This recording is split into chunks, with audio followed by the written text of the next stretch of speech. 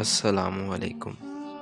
سب سے پہلے آپ اس چیز کا امیجن کریں کہ آپ وفات پا گئے ہیں، آپ کی ڈیتھ ہو گئی ہے اور آپ اللہ تعالیٰ کے حضور کھڑے ہیں۔ آپ کے نامہ اعمال ترازو میں تولے جا رہے ہیں، آپ کی نیکیاں زیادہ ہیں اور برائیاں کم پڑ گئی ہیں، اور اللہ تعالیٰ حکم دیتے ہیں فرشتوں کو کہ جاؤ میرے اس بندے کو جنت الفردوس میں داخل کر دو۔ تو وہ آپ کو جنت کی طرف لے کے جا رہے ہوتے ہیں، اور اچانک سے ہی آواز آتی ہے، رکو، اسے جنت سے نکال کر جہنم کی طرف لے جاؤ اور اسے جہنم میں داخل کرو۔ تو انسان پوچھے گا کہ اے اللہ، کہ میں نے تو کوئی گناہ نہیں کیا، ابھی تو میرے نامہ اعمال میں نیکیاں زیادہ تھیں اور گناہ کم تھے۔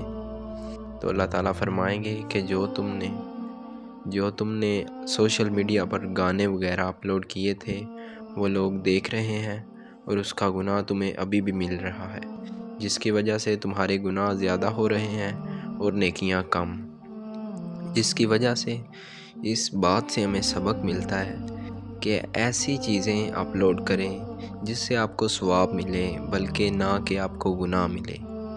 جیسے کہ اچھا کام کرنے سے نیکی ملتی ہے، ویسے ہی برا کام کرنے سے برائی بھی ہے۔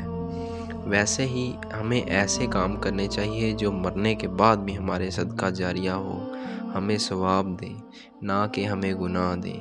یہ جب تک لوگ سنتے ہیں، جب تک یہ لوگ سنتے رہتے ہیں ہمارے ایپس وغیرہ پر گانے سانگ جو ہم اپلوڈ کرتے ہیں، تو وہ سارا گناہ ہمیں ملتا ہے۔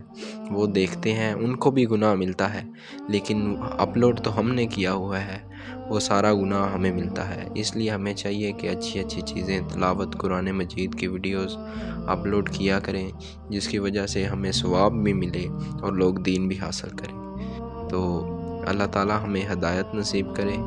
تو یہ تھی آج کی ویڈیو۔ ایسی ہی نئی ویڈیو کے لیے ہمارے چینل کو سبسکرائب کریں اور بیل آئیکن کو دبا دیں تاکہ ہر آنے والی ویڈیو کا نوٹیفیکیشن آپ تک پہنچ سکے۔